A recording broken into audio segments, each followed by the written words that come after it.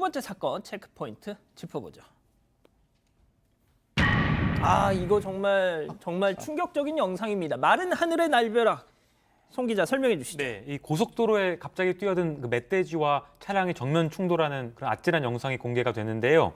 이게 제목을 보면은 제가 초보라서 못 피한 건가요? 이런 영상입니다. 지금 영상이 나오고 있는데요. 이게 지난 9일 오후 5시쯤이었습니다. 네, 정말 빨라서 1초 만에 불이 쳤는데 고속도로에서 고속으로 달리다가 맞은편에서 갑자기 뛰어든 멧돼지와 피하지 못하고 정면으로 충돌을 한 겁니다.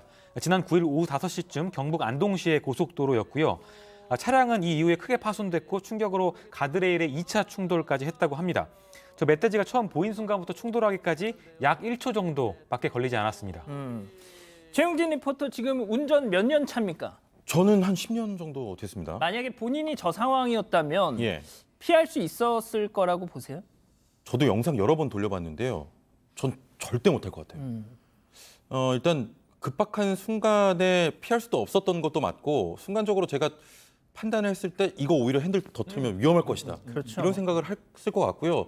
그냥 저대로 지금 사고 난 영상처럼 부딪혔을 것 같은데 이 제보자가 이런 글을 올렸습니다. 그러니까 주변 사람들은 피할 수 있었다. 너가 초보라서 그렇게 못 피하고 부딪힌 거 아니냐. 그러면서 이런 상황이 처음이라 어떻게 해야 될지 모르겠다. 다음에도 이런 상황이 오게 되면 어떻게 대처하면 좋을까라면서 이 조언을 구했습니다. 네티즌들이 이제 투표를 했는데 급히 1차로로 핸들을 틀어야 한다는 의견에는 한 명도 동의하지 않았다고 하고요. 2차 피해를 막기 위해서 오히려 핸들을 똑바로 붙잡는 게 좋다 이런 의견들이 많았다고 합니다. 예. 이게 실제 이 관련 기사에 달린 댓글을 제가 좀 봤더니 한 프로 카레이싱 팀의 드라이버 분이 직접 댓글을 달았더라고요. 제가 소개를 해드리면 지금 방금 우리 최영진 리포터가 소개한 것처럼 피할 수 있었다. 이런 주변의 얘기 같은 거 머릿속에서 반드시 지워야 된다. 행여 그런 지적이 잠재의식 속에 남아서 나중에 비슷한 상황에서 핸들을 확 돌릴까 봐 자기는 진짜 걱정이 된다. 이런 얘기를 했어요. 양 변호사님, 진짜 제가 캐나다에서 살다 온 지인이 있는데 그 양반은 캐나다에서 면허를 땄거든요. 근데 캐나다는 워낙 이제 땅이 넓고 별의별 이런 술록들 튀어나오고 하다 보니까 애초 면허 이렇게 따기 전에 그럴 땐 무조건 그냥 박아라 이렇게 교육을 한대요. 그럴 수밖에 없을 것 같아요. 저 경우에는 더더군다나 원거리에 멈춰 있는 그런 상황도 아니었고 저도 이게 길을 횡단하는 경우는 많이 있죠. 가끔 있죠. 저도 이제 노스캐롤라이나 미국에서 면허를 땄거든요. 1년 동안 진작에 말씀을 하시지. 그래서 진짜. 거기서도 사슴 건널 때는 그냥 받으라고 합니다. 실제로. 그렇게 알고 있는데 저렇게 정면으로 달려드는 얘기를 들어본 적조차도 없고요. 저게 저 상황에서 옆에 차가 있을 수도 있고 더군다나 2차선밖에 안 돼 좁아요. 그 카레이서 분의 말씀이 정확합니다. 저거 피할 수도 없고 다른 조치 안 취하고 그냥 어떻게 보면 불운을 맞으신 거지만 잘하신 겁니다. 그래도. 예. 자, 만약에 승현님. 네네.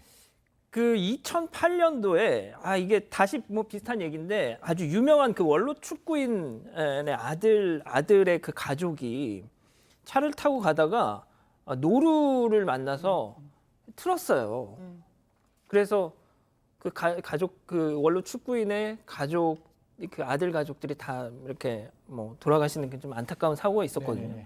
이럴 때는 이렇게 해야 되는 거잖아요, 그죠? 다시 한번 좀 강조를 해주십시오. 개인적인 생각에 다들 아시겠지만 자동차의 핸들 조향이라는 건 내가 의지를 가지고 조향하는 게 아니라 갑자기 조금만 더 틀면 분명히 자동차는 이렇게 휙 하고 넘어갈 수가 있는 것이고 그렇게 넘어가면 자동차는 전복될 수 있는 가능성이 있습니다. 전복을 되면 굉장히 위험한 상황이 발생할 수 있으니까요. 거듭 말씀드리지만 저런 사고에서는 그냥 부딪히시고 우리 다 종합보험 들고 있는 거잖아요. 종합보험에 자차보험이 있으니까요. 자차보험으로 처리하시면 어떨까라는 생각을 합니다. 뿐만 아니라 지자체에서는 저렇게 동물이 나올 수 있는 부분에 대해서는 동물이 지나갈 수 있는 길을 만들어줌과 동시에 저런 차도에 동물들이 나올 수 없도록 여러 가지 보호 장치를 취하는 게 더 중요하다고 생각합니다. 자, 그런데 또 가로수가 차를 덮치는 일도 있었다고 하더라고요. 네네. 사실 이제 30일 날 뽑은 지 4일밖에 안 되는 날 자동차가 비 오는데 주행하는데 가로수가 부러지며 자동차 위로 가로수가 이제 덮쳤다 이런 이야기가 나오고 있습니다. 아유. 그러니까 사실 저 입장도 되게 불편한 입장이죠. 그냥 제가 지나가고 있는 상황에 저게 넘어졌을 때 과연 이거는 뭐 더 이상 어떻게 할 방법도 없는 그러니까요. 부분인 거잖아요. 그래서 가로수가 저렇게 넘어졌는데 도대체 저 가로수 넘어졌는 거에 대해서 어떻게 내가 책임을 물을 수 있을까라고 이야기가 나오고 있습니다. 만약에 지금 이 영상 보고 하면서 핸들을 왼쪽으로 틀었다? 그럼 맞은편 차량 또 2차선이니까 예. 또 사고가 날 수 있겠죠. 자막 잠깐만 내려주실래요? 예. 그러면 지금 맞은편에 또 차가 오고 있어요. 여기서 틀었다면은 아이고야 이거 진짜. 자, 양 변호사님. 그런데 이게 저런 진짜 생각지도 못한 상황에서 벌어진 일로 인해서 내 차가 파손이 됐다. 지금 나오는 것처럼요. 저는 어떻게 좀 보상을 받아야 됩니까? 경우마다 굉장히 다르긴 합니다만 저 가로수 같은 경우에는 지방자치단체에서 설치해 놓은 조형물입니다. 그러니까 저거는 법적으로 봤을 때는 왜 도로에 뭐 표지판, 신호등 내지는 뭐 건물 이런 거나 똑같은 상황이에요. 아. 그래서 국가배상 책임을 사실은 물어야 합니다. 그러니까 국가배상 책임이 두 개로 나눠지는 게 하나는 건조물이든가 조형물 같은 것들의 관리 부실로 인해서 민간이 손해를 입었을 때 또 하나는 그냥 공무원들의 과실로 인한 경우인데 대부분 국가배상하면 공무원 과실만 생각할 수 있는데요. 저 경우도 똑같이 국가배상에 적용되는 경우로 보이거든요. 도로, 지방도 같은 경우 지방자치단체에서 책임이 있기 때문에 지방자치단체에서 책임을 져야 할 것으로 보입니다. 알겠습니다. 자, 오늘 사건 이렇게 정리하고요.